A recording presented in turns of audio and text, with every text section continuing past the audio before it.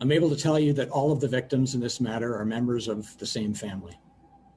The deceased include a 74-year-old female, a 46-year-old male, a 44-year-old female, and a 15-year-old female.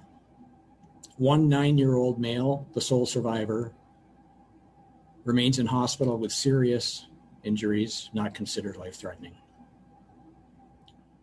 I'm also able to tell you at this time that based on information collected during the course of the investigation, we believe that this was an intentional act and that the victims of this horrific incident were targeted. We believe the victims were targeted because of their Islamic faith. We understand that this event may cause fear and anxiety in the community, and in particular, the Muslim community, and any community targeted by hate. I want to reassure all Londoners that all of us on the call today, and many others, stand with you and support you.